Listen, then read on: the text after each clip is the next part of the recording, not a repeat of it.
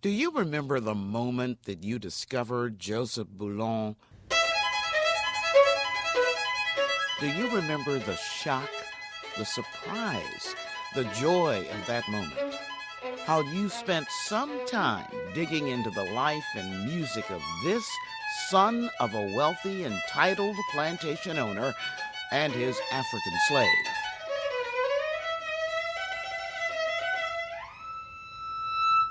There is a play with music about to be performed about Boulogne, from his birth in Guadeloupe to his triumphs in Paris, and the more well-known shoulders he rubbed in 18th century classical music circles.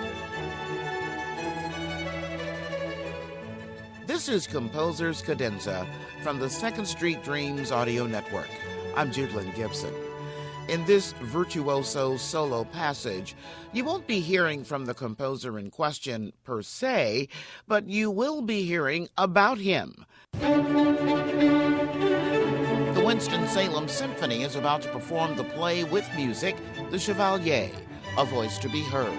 It was conceived and written by Bill Barclay. In separate interviews, I talked to Timothy Redmond, music director of the Winston-Salem Symphony, and to Barclay. My name is Bill Barclay. I'm the artistic director of Concert Theatre Works and a former director of music at Shakespeare's Globe in London. And you also wrote? And I wrote The Chevalier, which is a play with music about Joseph Bologne, the Chevalier de Saint-Georges. I want you to pronounce his name for me because I've heard it, several ways. Yeah, this is part of the issue. So I say Joseph Bologne, and the reason I say that is because I think we need to get we need to get his name in people's mouths more easier, and because there is no authentic pronunciation of the way it would be spoken. Do you say Boulogne? Are you going to pronounce it with a French accent? We need to say Bologne. I think just to get it easier and with everybody. I say Chevalier de Saint-Georges. Saint-Georges is a little bit easier to say, but people also say Saint George. His family in Guadeloupe say Joseph Bologne, Chevalier de Saint-Georges. Oh, okay. So there's some room for changes here, but God love the French, they named everyone 16 things. So hence there's just inherent confusion around this issue, and I'm frequently asked to say what I think about it, but that's how I say it. Tell me about your introduction to Joseph Bologne. So I was first introduced to Joseph Bologne through Chichi Nwanoku and Margaret Casely-Hayford, who are two women in Great Britain. Margaret was board chair of the Globe at the time. Chichi, British-Nigerian double bass player, was a founder of the Chineke Foundation and Orchestra in London. And they came to me after we had just mounted Farinelli and the King on Broadway, which was a story about the great opera singer Farinelli and his ability to cure the mental health of King Philip V of Spain. It did very well on Broadway, and it featured a large cast of combined musicians and actors, and musicians were memorized in costume on stage. It was about the power of music.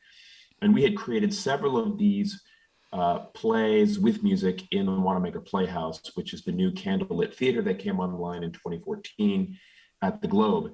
So we had done several of these pieces about Handel's First Messiah, about Thomas Tallis, the composer, about Farinelli and the concert series that I curated there, which typically combined poetry or story with music in compelling ways. So Margaret and Chichi came to me and said, we have the next story that you need to develop at the Globe, and it's about Joseph Bologne, Chevalier de Saint-Georges. And I said, who's that? And, they were very patient with me. Because this is the reception that he gets everywhere. Everywhere. And they said, well, okay, so he was, he was the first major Black composer. He was also an opera conductor. He was a virtuoso violinist, but he was also one of the best fencers in the whole world. And, he was an abolitionist and on and on and on. And my jaw is just dropping and my embarrassment is rising. And I start to go, I don't know if I can swear on this program, my friend, but you can imagine what I was thinking. And I just thought, oh my gosh, this is the story we need to tell. I, at that point, had read his biography and was so moved by his story and had seen, how could you not be? And I'd seen in a footnote practically in the Gabriel Bonnat biography, that he actually was roommates with Mozart in 1778 for 6 months. And Mozart's mother had just died, and Mozart was poor and he was sick, and Saint-Georges was nursing him back to health. And I thought, this is a story beyond story. This is epic. Epic. Here's a bit of the Chevalier. It's the scene between him and a down-on-his-luck Mozart. We have made the new bow. What new bow? You think you know everything. It really is magnificent.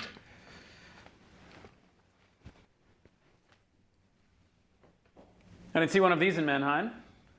Does it take more practice? The sound is full, all the way to the tip. Even you may need some time on it first. Show me. As you wish.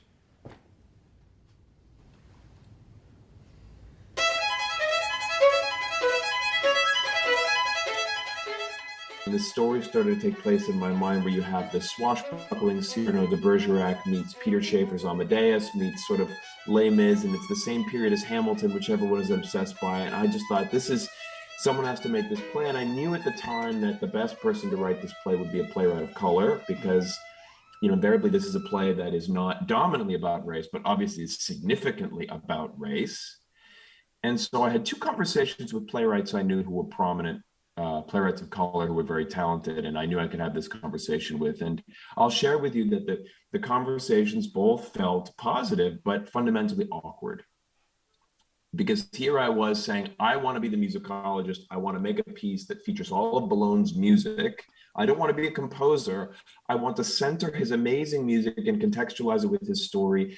And I think that the best way to do that and to change or rectify music history is to make sure that we have created a commercial juggernaut that cannot be ignored, that runs in the West End and on Broadway and on tour for years, and everyone sees it and falls in love with it and learns about the history, much in the way that Hamilton has done. People have learned an incredible amount of history through entertainment. And I said, this is what we need to do. We need to make this together. And I just inherently felt like either the story wasn't grabbing these people, or they were busy, or maybe, and I'm sure it's probably a little bit of all three columns, that they were a little bit like Bill's taking this idea to me, yes, because I'm talented, but also because I'm Black. Mm-hmm. I felt that because I felt awkward about it a little bit, until finally I just started to write it myself. It's about music. It's about history. It's about the French Revolution. It's about economics. It's about race. It's about so many different things that it requires specialists from all different walks of life. And no single person has all the keys to understanding how things will resonate or hit. Least of all me, because not only am I white, but I'm not a military veteran. I don't play the violin. I'm not a fencer. So I'm completely the perfect person to write the story, as you can imagine. It's highly unusual for an orchestra to perform a play with music, but Winston-Salem Symphony music director Timothy Redmond acknowledges that these times call for something different. Were you moved by what was happening in the country, COVID, racial justice, all those things that were going on? Did you say to yourself, what have we been doing? What can we do? Oh, we certainly did. And listen, these are things that the whole world is confronting. And what happened in the US was viewed from around the world, and in the classical music business. Mm-hmm. I think everybody took this really seriously and thought, now, come on, listen, this is something that needs addressing. And in terms of racial equity and in terms of what COVID did to us, because the one thing that all the arts is about is bringing people together in one place for a unique experience, and that we could not do. So how did we reinvent the very essence of the arts, be that theater or opera or ballet, or in our case, symphonies? that caused us to really think very carefully. What is it that we do? Why do we do it? For whom do we do it? And then when you add that to the really serious questions being asked through Black Lives Matter, and let's be specific about my world here, racial equity in classical music.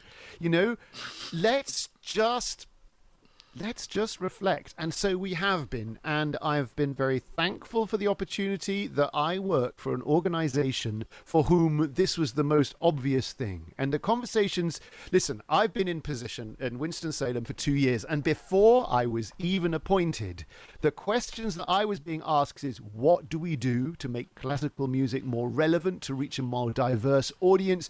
What are we going to do to reflect the people who live in our community with the musicians on our stage? It is not a new thing at all.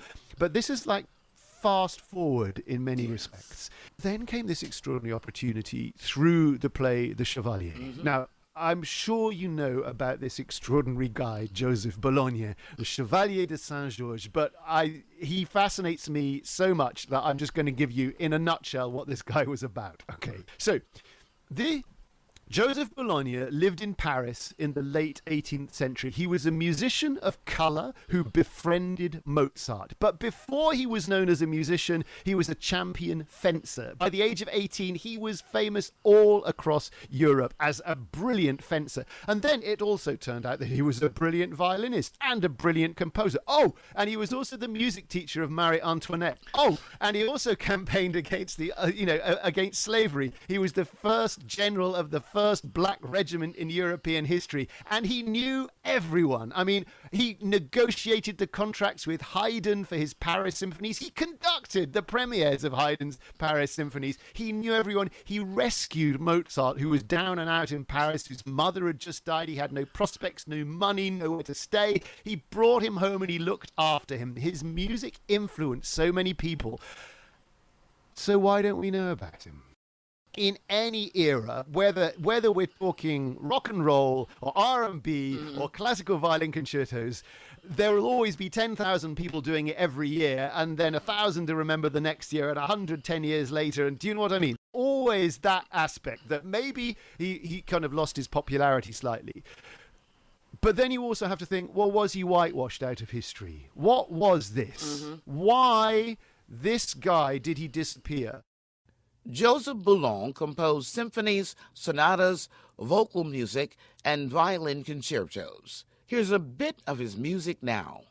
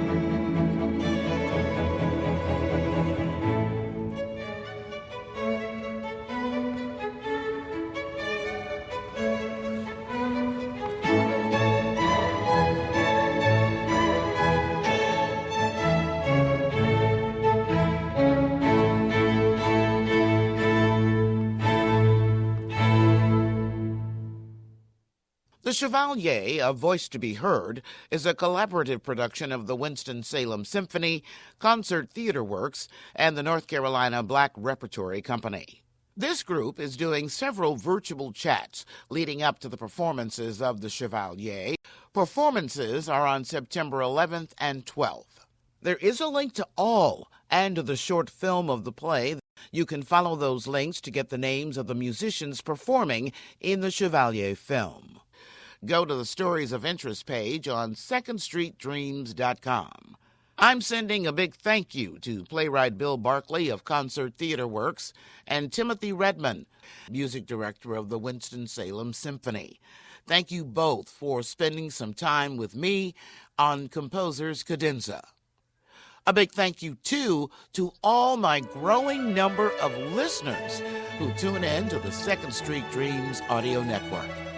We are on the radio and on the www on secondstreetdreams.com.